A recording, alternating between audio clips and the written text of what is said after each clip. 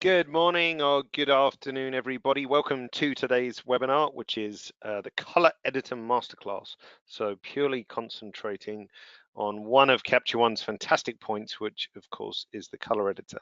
Now today is a bit different, as not only myself, I'm the guy at the top, David, part of the software sales team based out of Copenhagen in Denmark, and also Alex, hopefully you're there. Yes, hello. Hello, and Alex as well, also part of the software sales team, but a better eye for color than myself, I would say. And also you can see by his title, he's officially a photographer as well, which makes Thank you. all the difference. Yeah, I guess anyone can be a photographer, but you are actually a photographer.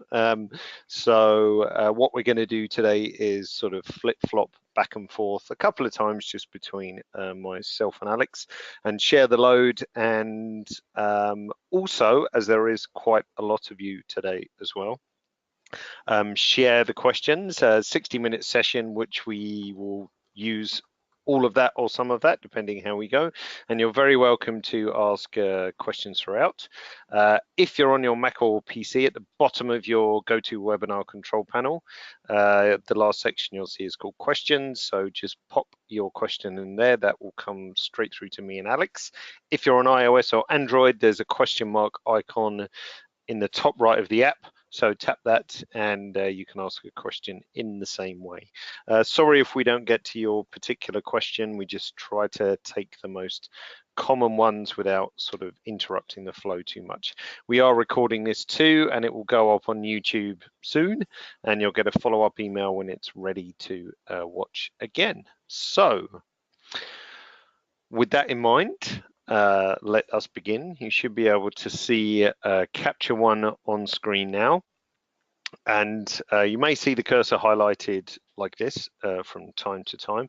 I'm going to start and give you sort of a quick technical rundown, very brief, on how the color editor works. And the reason why I have this kind of color chart up is that it's a very good way of showing the mechanics of how the color editor works.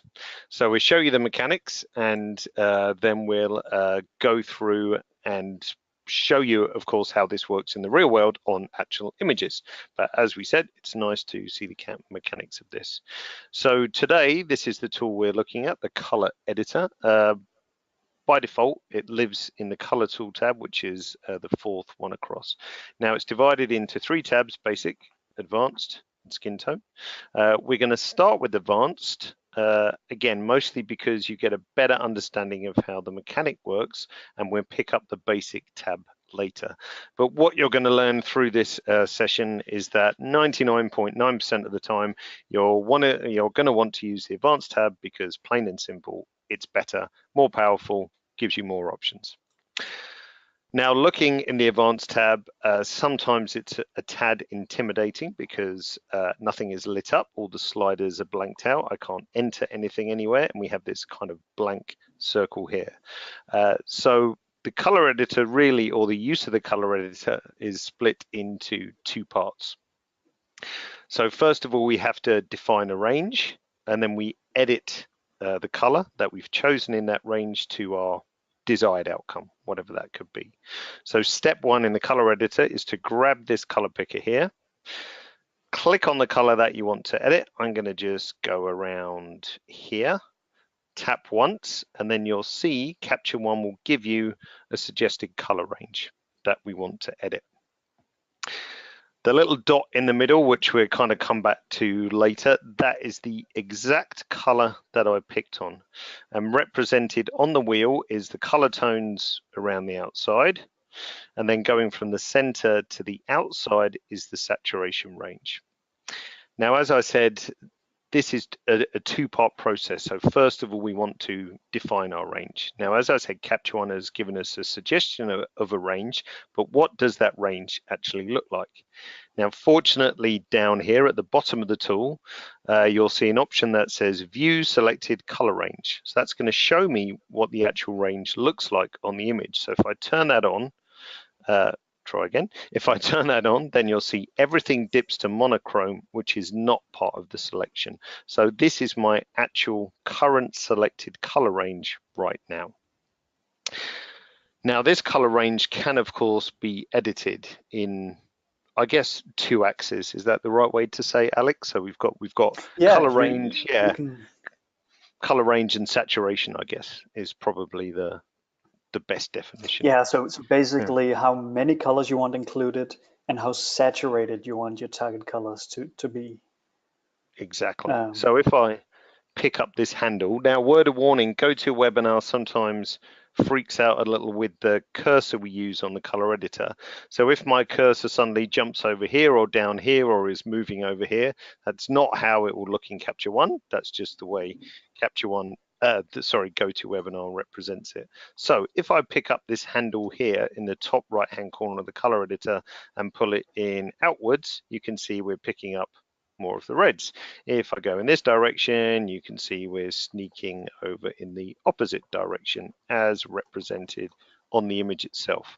So your color range in terms of color tones can be either very specific or broader, like so. So that's color tone range. Now saturation range, as I said, is from the center of the circle to the edge of the circle. So if I pick up the bottom of my wedge and then move that upwards, then you see I'm losing the lower saturated tones at the top here. If I pick up the top of my wedge and move that in this direction, you see I'm now restricting the more saturated tones.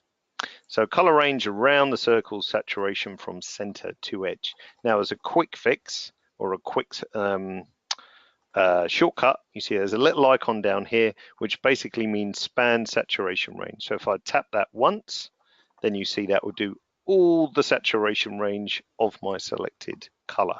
And while we're on shortcuts, you can see the one next to it basically inverts the slice. So if I tap on this, then you'll see we get an exact invert of my selection, like so. And back this, I'll invert it again, so we're back to where we were before. Yes, just an addition to clarify it once again. So far, you haven't made any changes to any colors whatsoever, right? Correct, correct. So this is all about selection or color selection. So if we draw a line under smoothness, an imaginary line under smoothness, which we'll get to in a minute, everything above that line is down to selection, everything below that line is down to editing. Now, if you want to do a super critical selection, don't forget you can bring out the color editor and make it bigger, so it then becomes easier. I'm just going to put it up in the top corner. I'll actually make it a bit skinnier so we can see my range.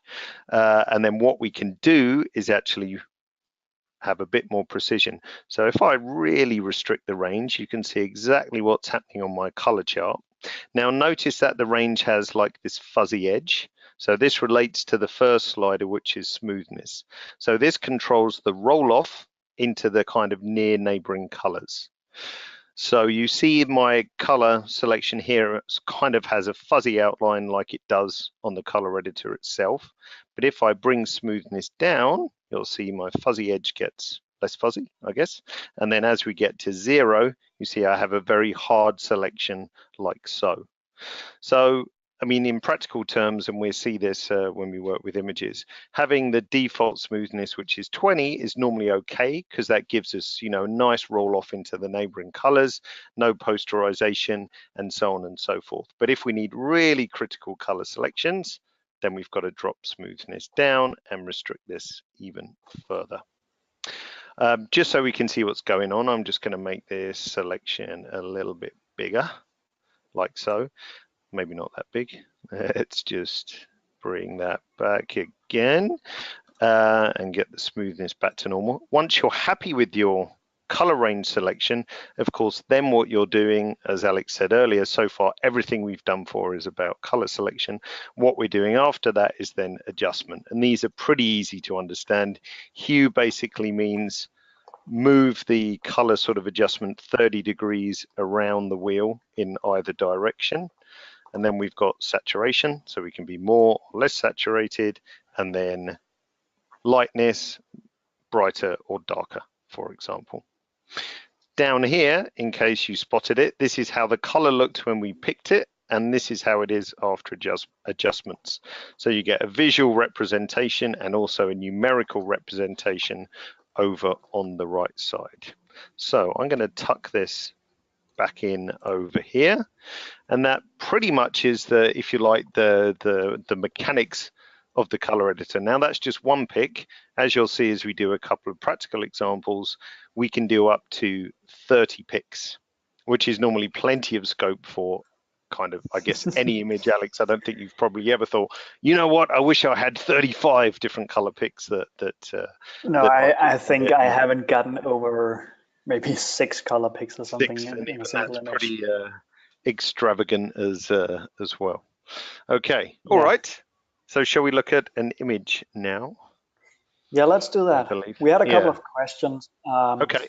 And I answered most of them in text, as they are going to be shown later in the webinar. Okay. We have them on the agenda. Good stuff. Good stuff. So for all of you wanting an answer, we are going to get to that. Excellent. Excellent. Yes. All right. Okay. So let me just steal the screen. Okay. And here we go. And you should be able to see my screen now. Yes, we can indeed. Great. Fantastic. Great. All right. So this is a perfect example of how easy it is to change a single color in an image. Because this green stuff, I don't know if it's matcha tea or what it is. Let's assume that I want to. Stuff. Yeah. It looks good on the image, that's for sure. Let's say that I want to change that into curry, like yellowish, for example. So I go, as David showed, to the color editor tool, down to the advanced part of the color editor, and select my color picker. And then I click anywhere on the green stuff here. There we go. Now, as you can see, I got a color range over here, and the middle of it right here is my exact color pick. And as always, it's a good idea to double check your color range by enabling view selected color range. Make sure to disable that again, because it's a common I'm going to say mistake when you're just getting into this tool to forget to deselect this one. And then your images are going to look funky and halfway black and white and all sorts of stuff. Yep. All right, but as you can see over here, the green color range selection blends a bit into the yellow, which means that my mushrooms on this image is included in that color range, and I don't want that. So over here, I grab the handle and then I drag it inwards. There we go. Maybe expand it down so. And now you can see that the mushrooms are no longer saturated, meaning they are not a part of this selection. So from there on, I'm good to go. So the real trick about the advanced color editor is to make sure that your selection is precise, because once you have that, it's super easy to make changes. So now it's simply taking the hue over here. There we go. So I drag that all the way to the left, giving it a value of -30 degrees. And that meant that I took this area of the color editor, this range, and moved it 30 degrees over here. And the reason that the wedge on the color editor wheel is not moving is that this is still representing my target and not what the color is turning into. That's important to remember. Everything up here will not change the color. It's still just the target. But as you can see, the green turned into yellow. Let me just reset it. It's a little trick to, if you click and hold the name of any slider, it's going to reset temporarily. So you can just, you can see before and after. Now it's a super easy change of the green. Yeah, I think let's go to another image where we have multiple picks, unless there are any questions. David, you I was just going to say, I mean, as you showed in your demo, it's always worth doing a quick check of view selected color range just to make sure it's as you expect, as you did, and it only takes a second to flick that color range on. I mean, a lot of the time you might find that you don't even have to adjust it, but it's always worth, like a quick cursory check. And the other question that came in was the plus and minus buttons. What are those? What are those for at the bottom? Very good question, actually, because you can make additional color picks. Let's say I want to change the red.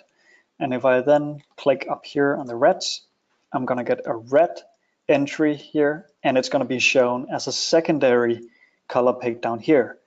And to remove that, I click on the minus. If I click on the plus down here, instead of using the color picker up here, I get a color range that spans the entire wheel, meaning that I can now change the saturation of the entire image. Or make a hue, like, what do you call it? A hue skew or change of the entire range. So that's the reason for these two down here. Let me just delete that again. And we had a slew of questions from Clinton, Gary, Manuel, Bradley, Prakesh, and everything, asking if, and other people earlier, asking if you want to change the color of something to something else. And we're going to get to that. So, so hold that thought. If you want to see something from color A to color B, then we're going to get to it. Don't worry. And also with masking as well. So for those of you who asked, well, what if we only wanted to edit one mushroom or whatever, then we can also do that with masking. So hold that thought. We're going to get to that. That's also coming. Don't panic. Yeah. Let me just show you also saturation and lightness over here. Because if you drag saturation all the way down, take the lightness as well, it's actually changing into some gunpowder or something. Charcoal. But it's I think it's super natural, and it's a quick way of changing a color to something that's super nice. Absolutely. And another tip, double clicking a slider will reset it. There we go. Always a nice one. Let's go to another image where I can make two color changes, because I want to change the color of the sky and the color of the ground. By the way, I keep hiding and getting back my browser, and the shortcut for that, depending on if you're on a Mac or Windows, is Control or Command and B for browser, because I like to have more space for my image, like so. All right, first of all, let's just make this image a bit more interesting with a quick edit. So, whoops, go. Clarity, maybe that was a bit too much. And a bit of light fall off. Whoa, it turned very bright. There we go. All right, so I want to make the ground here more green, and I want to make the blue in the sky a bit more prominent. So if I first take the color picker, pick the ground, I get my color range out here. You select the color range to make sure that it includes what I want. Yeah, it's good. And then we take the hue either this way, which will take it down the hue wheel like this. That's a bit psychedelic.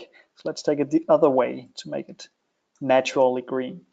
Maybe that's a bit too much, so I can take the saturation, take it down a bit, and lightness down a bit. There we go. So that is my first color entry, and you can see it down here. It changed the yellow into light green. So the second pick here. Now I have my blue color pick here, and if I increase the saturation a bit, take the lightness a bit down, and maybe make it a bit more teal, like so. There we go. So you can actually untick any color range down here to see a before and after of that individual color change. If you want to see the full before after of this tool, you can long press the reset button while holding down the Option or Alt key. So before and after. So nice. It can have a major difference on the look of the image, and it's super fast to change the colors like so. And I think that that image is a good lesson in that people think the color editor, oh, it's if I'm taking a picture of a Coke can and I need to make the red look a bit more Coke-like or whatever, but it has uses, creative uses as well in the situation that you've just shown. Yes, exactly. Yeah. So, okay, some of you asked about masking and how you can do that. And that is perfectly doable. So let me go to this image. And let's say that you want to change just one of the gloves here. I don't know why, but just for the sake of the demonstration.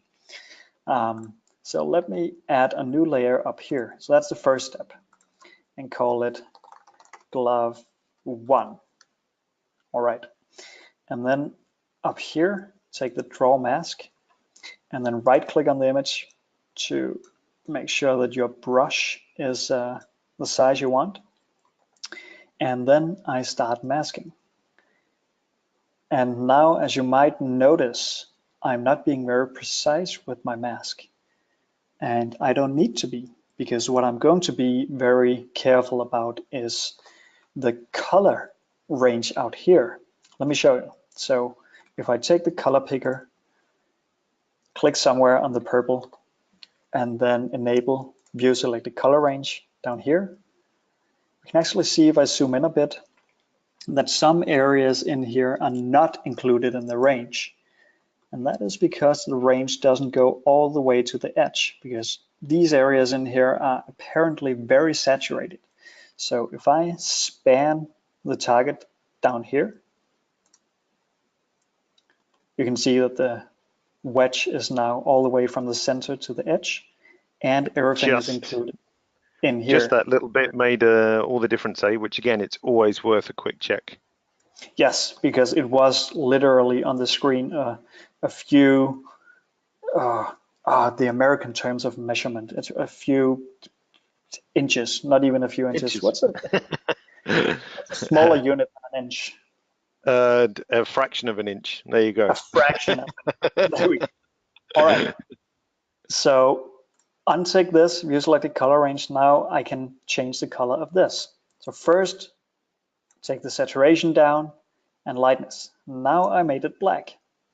But let's assume that we want to change it to a whole different color, because we've had that question earlier. So let me just reset lightness and reset saturation. There we go. And zoom in a bit.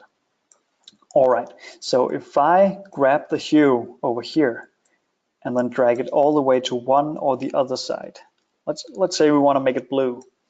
So -30 is the maximum you can get on the hue slider, and that means -30 degrees around the hue wheel.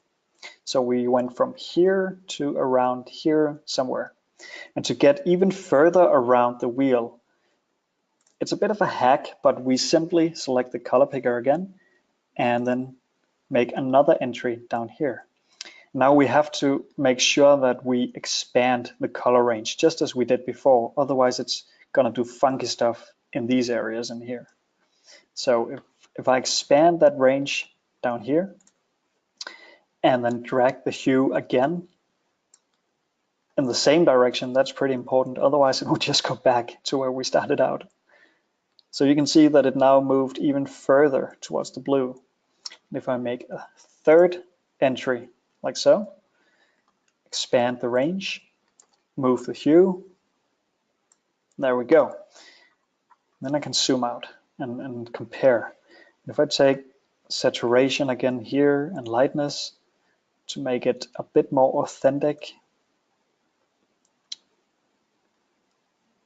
there we go. So now we made a pink glove into a blue glove.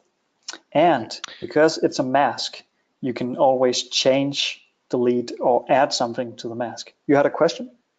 Yeah. We had a few people asked just recently and 10 minutes ago or whatever about the limit of the hue slider and why is there a limit?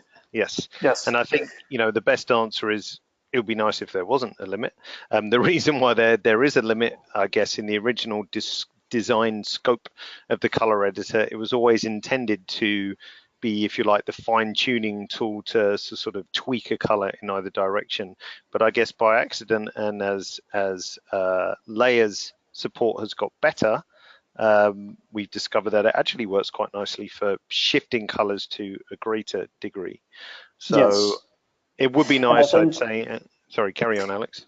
Yeah, no, it would be very difficult to make fine adjustments if the range went from minus 180 to plus Yes. 180. Yes. So that's the reason. And when we come to skin tone, the hue slider in the skin tone only goes from -5 to +5, and that's the same reason, because skin is very sensitive to hue changes. So Absolutely. that's the reason. Yeah, Let me just so it's kind you. of a UI issue as opposed to anything else. But you know, maybe there's something we can do in the future with other options and so on, because it could be useful. But generally, I mean, a hue shift of more than -30 happens kind of less often than more fine gradual shifts. Yeah, that's more color manipulation than an actual color edit, I would say. Anywho, let me show you how you can change the mask. So if you go up here and erase the mask, you can actually erase part of the mask if you don't want it and add it back. So let's say we now want the second glove to be blue as well. And as we mentioned earlier, the target range is super important, because that means I can actually start drawing down here on the skin. You can see that there's a mask, but nothing is happening. That's because the skin is not purple or pink. You hope. But yeah, but the second that I enter the pink on the glove, it's gonna correct that color. So this is super powerful, like so. There we go. Yeah, and I think, no, I don't know where I wanted to go with that. But yeah, that's how to actually change the color to something drastic using the color editor. Let me show you another example. You had a question? Yeah, we just had, Keith was asking a couple of other people, you know, in that situation it was okay because the glove was sat over the skin, but what if you needed to, you know, let's say she had purple skin, or it was on a, you know, purple object or whatever, then how would you approach it? But I'm going to show an image after the next one where we can actually create a really very specific mask. And again, in this situation, we could use the same technique that you're going to see. So hold that thought as well. Yeah, but if it turns out that the hue is actually exactly the same in the same range over here, you of course need to be very careful with your masking, because this tool is super effective for different colors, but there's no fancy way without masking of changing colors of similar hue individually. Yeah, exactly. Let me just show you another one, because we shot this. And let's play around with the idea that the client couldn't afford different colors of these macarons. They could only afford 2 different colors, but they want to show 4 different colors. So we of course need to change the color of these 2. Let me do that. First, I make a new layer and call it macaron. I was corrected in the way I spelled it in the last webinar, so we use the international spelling, not the French spelling. So wrist slap for that. Yeah, blasphemy. Yeah. All right, so let me just make a mask around here. There we go. And then in the same way as with the gloves, I pick a color over here and then expand it down here. And let's say we want to make it blue. So we go first a bit this way, and we need a second entry, expand it, and the hue again in the same direction. So you can see it now moves even further down here. And another pick here, and again expand it, and take the hue all the way in the same direction. There we go. It might look a bit artificial and toxic, maybe. So let's take the saturation do you want down. to eat that? Yeah. No, not really. Let's make it a pastel purple, actually. So, yeah, that works. All right. And then up here, make a new layer for the second macaron. And click B on the keyboard to get the brush.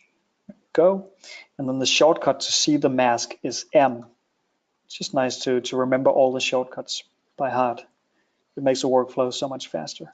Then I click H to get the hand tool and M to remove the mask or make it invisible. Then again, color pick, select in here, expand, and move it the other way because I want this to be light green, I think.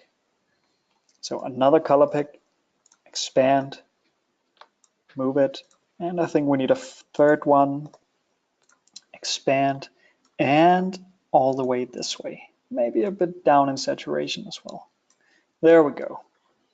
Zoom out, and now we have 4 different colors of macaroons. And as before, if we select the first layer up here, that was a red one. You can see changing red into purple with this. If I then draw with the mask, I can include or make even more red stuff purple, like so. But I'm not affecting the basket because it's yellow. So that's the way the layers work with the color editor. David, you have a good trick of even further enhancing the usability of layers with the color editor. Yes, definitely. So I should take presentership away from you. Let's see. Show my screen. So you've got my, let's just reset that. We're not going to use this image now. We're going to use an actual photograph. Let me just reset what we did this morning. So this is a really good example of using the color editor for another purpose, which is actually creating masks. So why would we want to do that? Well, so far you've seen that after you've chosen your color range selection, that we have the ability to edit hue, saturation, and lightness. But what if you want to do something else to that selection? So this image here just has a few basic corrections, nothing fancy, but I just want to enhance his fantastic shirt a bit more because it has some great varying texture, has some nice sharpness and thread to it and so on. So I want to sharpen and bring that up a bit more, but I don't necessarily want to sharpen his skin anymore because that looks pretty good as it comes out the box. So as before, I'm going to take my pick color picker. Let's pick on the shirt. Now, as always, I've already got view selected, color range turned on, so that's why you saw everything dip to monochrome. Now, we've probably, if we just play around with the range selection, you can see if the saturation range is quite narrow, I'm going to miss some bits of the shirt. So I'm just going to hit this by default and just make sure I cover all bases. He doesn't have any blue in his skin anywhere or anything like that, so I'm not worried about having, this nice expansive range. I could even do that if I wanted to be absolutely sure and just widen it a little. Let's turn off view selected color range, and we're going to look at a very useful feature in the submenu of the color editor. And the submenu is these 3 tiny dots, which you'll see on pretty much every tool in CaptureOne. And there's quite often a little hidden gem in there. And in this case, it is the function which is create mask layer from selection. So the color range selection is now going to be turned into a mask. So whoever was asking, was it George or Keith? I think Keith was asking, like if we need to critically mask the glove, for example, like we saw earlier, this would be the way to do it. So I have my layers panel open, so I'm going to click this, and then you'll see what happens, creating mask layer, tick, tick, tick, and now we have a layer 1. So if I press M on my keyboard to reveal the layer, you can see it's created a really nice, super accurate layer just on my shirt. Now, if I do Option M or Alt M, as you might see it, you'll be able to see a grayscale layer like so. Oh, it's just actually picked up a little bit of his eyes, but no matter. I can grab my brush, just right click, make that a bit bigger, and I can edit if I need to, and just press E for erase and just take out a little bit it picked up in his eyes there, like so. So that's Option M to see the grayscale mask.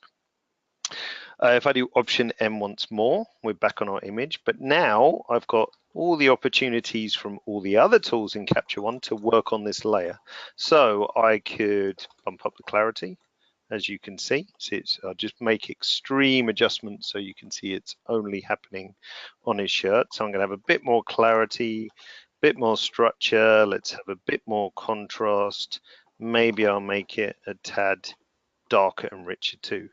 Now, problem one, if I zoom in, like so, if you look at the edge, hopefully you can see it on the webinar broadcast. I'll just go to 200% for a second. So you see on the edge that it's kind of not very believable. And this is quite often what people don't understand about masking is that the default thought is that I've got to be really accurate on my mask. Accurate masks are the way to go, which is true sometimes, but sometimes if it's too accurate, it's too visible. Now on Capture One 10 and earlier, you would have had to probably manually just trying to raise a bit of the edge of the mask. Perhaps we could have tried smoothness to some extent in the color editor, but I don't think we would have got rid of this halo. So what we can do is, I'm just going to turn my mask on for a sec. No, I'm not actually. I'm not going to turn the mask on. I'm going to right click on layer one. I'll turn it on in a minute, and we're going to choose this option. So I'm right clicking on layer one, and we're going to choose this option, refine mask. Let's just go back to 100%. There we go. So we can see a bit more of it. So right click, refine mask, brings up a slider. So if I turn that to 0, if we look at display mask, you can see that's what the mask looks like. As I bring this slider up, it's going to improve my edge much better by examining the surrounding pixels and just refining that mask, making it better. So if I turn off display mask, let's go down to 0. That's how it looked before, remember? So now if I bring this up to around here, we've now got a much more believable blend into the surrounding areas. So say apply and job done. If I do Option M to see the mask, you can see how it looks like so. Much, much better, more natural, more believable, and so on. So don't forget, any color that you pick can be transformed into a mask. And as you saw when we looked at that mask, Option M once more, I just needed to clean up a few bits. There was a bit of eyeball sneaking in and something on his shirt down here. So it's really easy to just do a quick cleanup as well. So it's an editable mask like any other. Any questions on that, Alex? No, I think people just think that it's a very cool way of masking. Yeah, definitely. I mean, yes, you can do a manual mask, you can do an auto mask. What often works quite nicely is to do an auto mask. It's just a checkbox in the brush settings, is to do an auto mask and then throw a refine mask on top of that, and it makes it even better. But if you have a really dominant color like this, you can see how quick and easy it is to make a very accurate and useful mask. Cool. Yeah. Alrighty. Question. Option M. Yeah. What is that in Windows? Alt. So Alt M. Sorry. So if I do M, we can show and hide the mask. If I do Alt M, then we get the grayscale mask, which is great for cleaning up masks and adjusting them because they're super easy to see. And M once more just to come out of that, or Option M to toggle between the two. There is I don't even know where the menu item is. Here it is. Display grayscale mask, always display mask, never display mask, and so on. So you see it's M and Alt M like so. Yes. Another question from Michael. Is it possible to export masks to Photoshop? No. We can export some things to Photoshop. So you'll see in if you're exporting as PSD, we can export annotations, which if you haven't discovered that, that's just a simple way of drawing on the image to give notes to retouchers and so on and so forth. So we can add that as a layer to a PSD. We can add an overlay, which is a useful tool during tethered shooting. If you want to know more about that, watch last week's webinar. And we can also add a layer as a watermark, so like a text watermark or an image watermark as well. But a lot of the stuff you see in Capture One, of course, we're working on a raw converter, so it's never edits the raw file. When you export out from Capture One to a TIFF or a JPEG, we're creating another file. We can't necessarily translate color edits or adjustments that happen in Capture One to Photoshop or some other raw converter.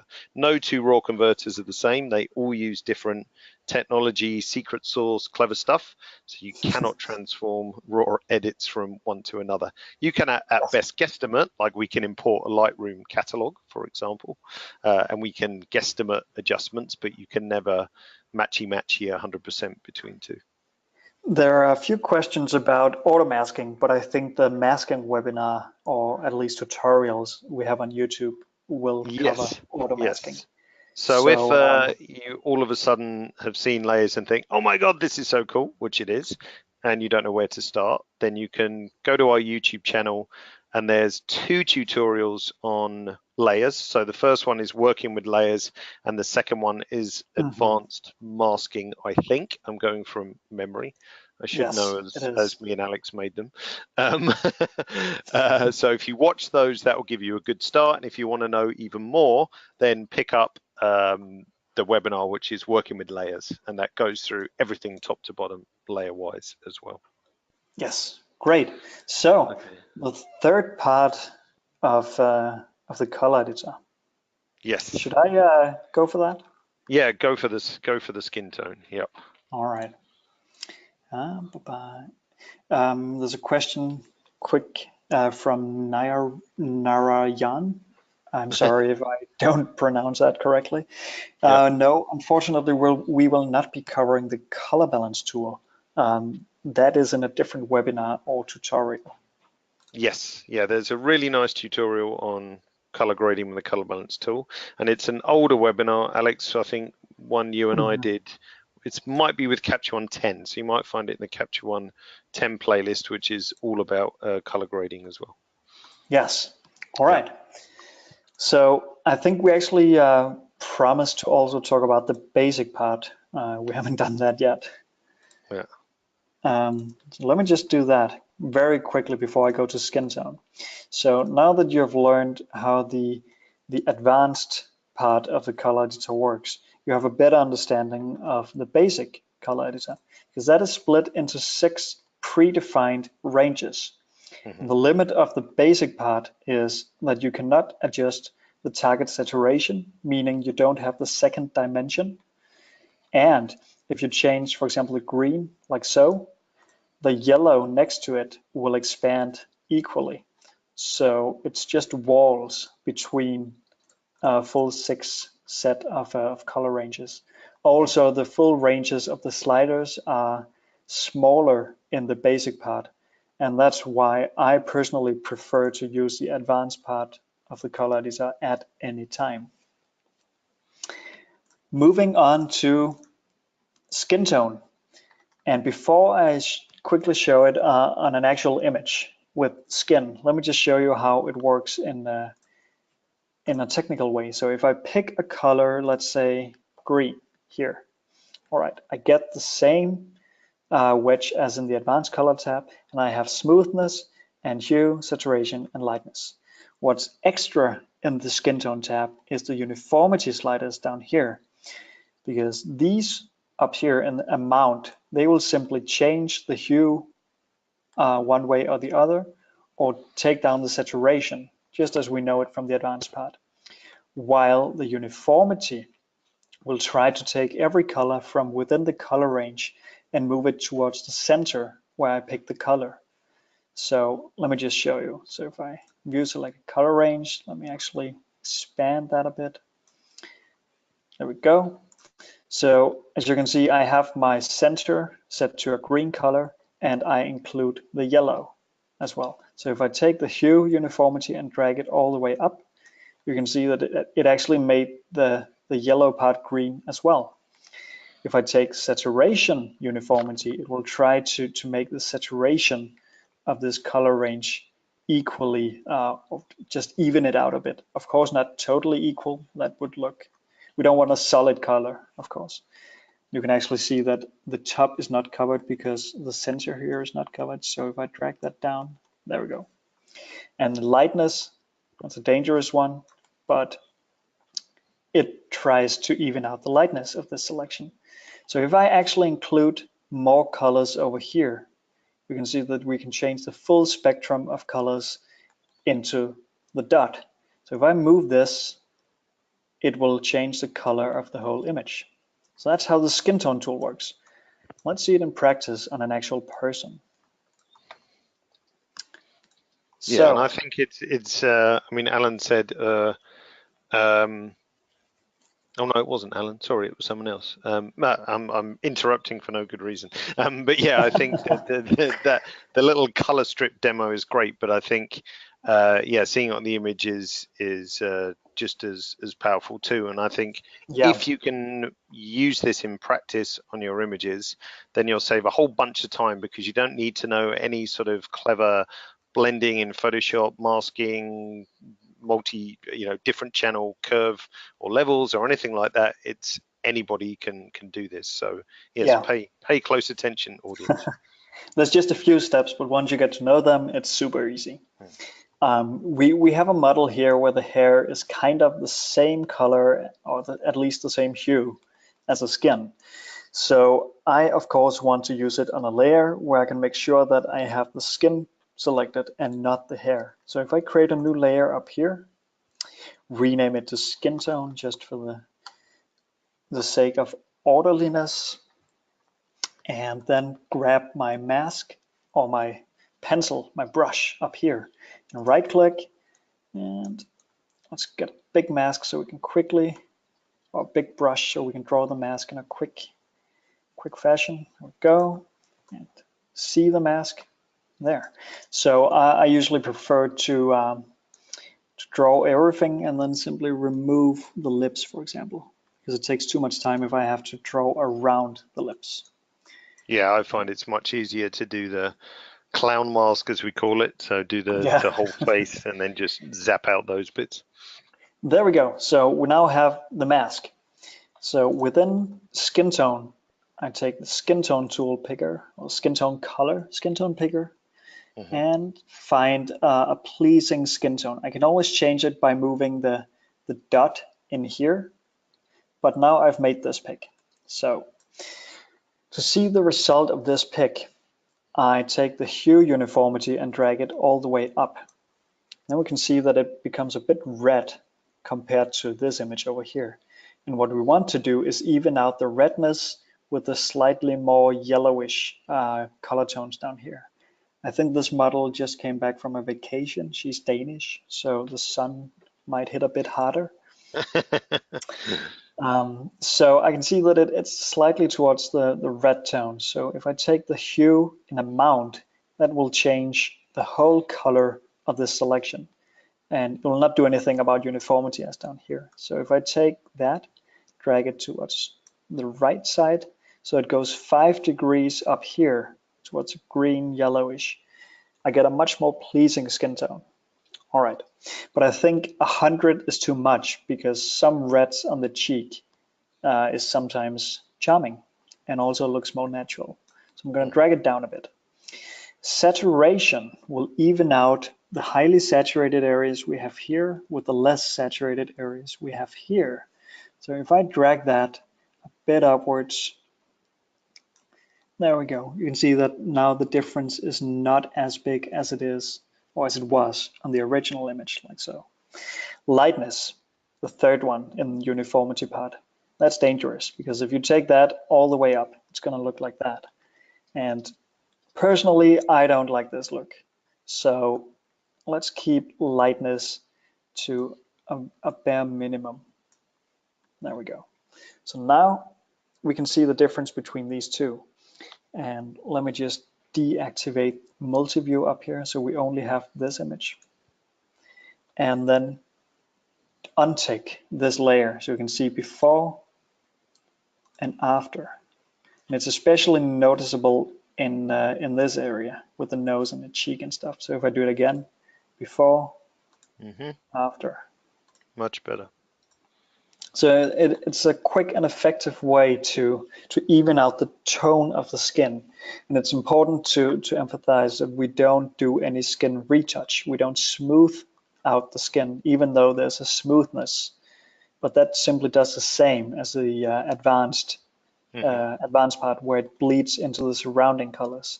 But it doesn't actually do anything to the skin. Well, that was the skin tone.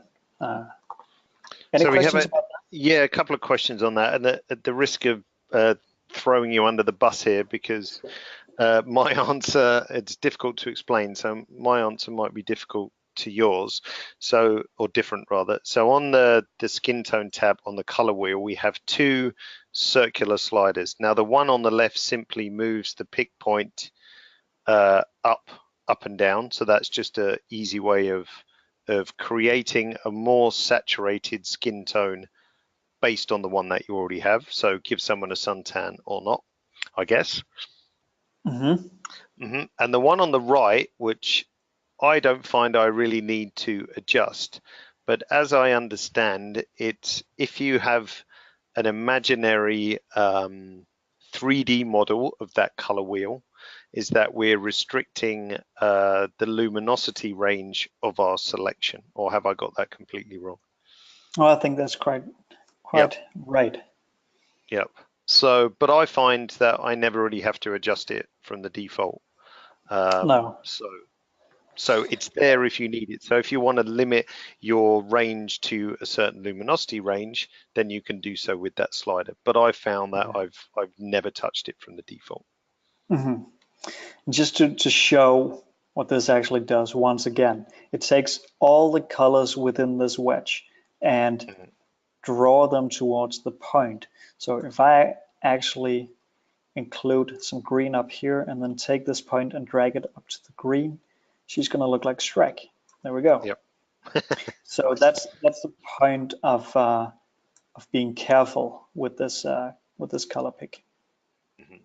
So. And just to summarize uniformity, because Manuel was asking, the more you drag the sliders to the right, the more all the colors in your selected range, so in the wedge, if you like, will be transformed to the picked color. So everything in the wedge that Alex has there now will be transformed to the dot in the center. So you can see if we expand that out, we can make everything in the left hand of that image the same tone. So let me just include all of it and make it super purple. So you can see the hue uniformity.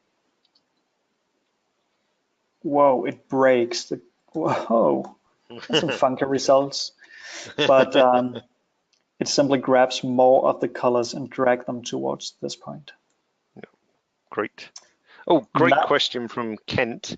Could you use the skin tone tab, he says, for landscape photos? But I'm just going to doctor his question and say, can you use the skin tone tab for other applications? Yes, definitely.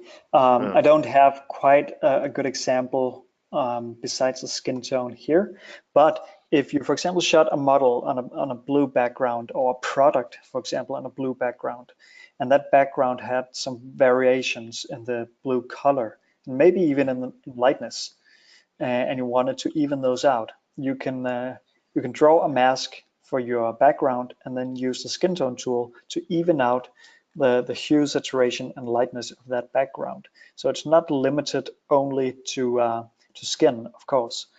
And even though that your hue slider here only goes from -5 to +5, you can actually change it to anything you like by taking the middle point and moving it towards something. So with this tool, I guess you can actually take a blue background that's a bit uneven and make it a perfectly even green background.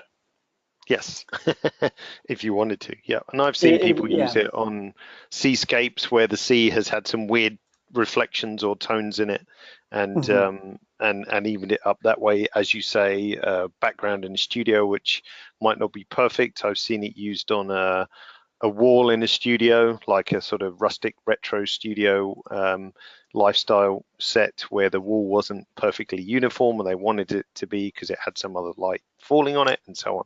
So anything where you might want to uniformize it, then yes, you could use it. And so the color editor is it's good to change colors, but it cannot add color. And we get that question sometimes. What if I want to change a black car to a blue car? Then I think CaptureOne is not the answer, because there's no color to grab and change. Just another thing to show you before we round off, the saturation within the exposure tab here. It has a built-in safety net for already saturated colors. So if I zoom in a bit here and I take saturation and crank it up, the whole image became much more saturated, but what the colors that were already super saturated didn't burn out. And that's because there's a safety net built into this saturation. But if we go to, whoa, that's a funky bug there. If we go to Color Editor and use this tiny icon to make a new color pick that covers the entire spectrum, and if I then add some saturation, you'll quickly see that a big area of this part is perfectly burned out red. And if you look at the top up here, when I hover my mouse, you can see that the red channel is 255. So it's completely burned out. And if I just delete this color pick again, and then go back to the saturation part of the exposure here, add some saturation, you can see that when I hover here, it's not a burned out red color. So that's the difference between those two saturations. Excellent. Worth mentioning, I think. Yeah, definitely. Yeah, so if you need unfettered or adulterated, is that a word? Saturation, then yes, you can do it like so. Same question we had this morning, actually, which came up, was multi-view. How do you do multi-view? Which is something we assume everyone knows how to do, but sorry about that. So you simply hold down Shift or Command or Control if you're on a Windows computer, and select multiple images in the browser, and then you make sure that this icon, if you're on CaptureOne11, is highlighted. If you're on CaptureOne10, there is an icon next to it. That's not the proof margin, but that's single view. So on CaptureOne11, you can deselect this, then it only shows the highlighted image, or you can enable it and it'll show all images you have selected. There we go. Very handy for comparison and so on and so forth. Did someone else ask for the rainbow picture, as it's now known, earlier? We're certainly happy to share it. It was only created in Photoshop just using the gradient tool, but I'll put it somewhere for download and throw up a link to the in the follow-up email. So you can download it, but you can just make it in Photoshop. But I know it's easier if I send it. So I'll sort something out and get it on a page to download. Yeah, great. Yeah. I think we don't have any more to show. So unless you have some color editor related questions, I think this is again perfect timing. Yeah. I think we pretty much covered everything. Yes. Oh, a few people would like the rainbow graphic. Yes, we should sell it. No.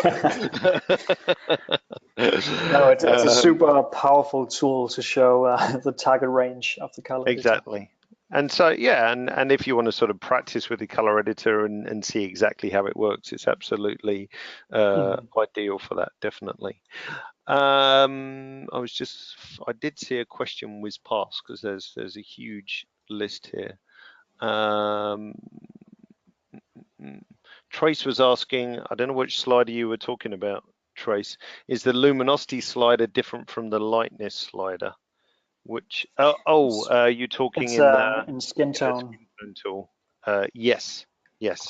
because the luminosity slider, that would be about deciding which range of tones to pick. And as we said, haven't really found a need to adjust it that much.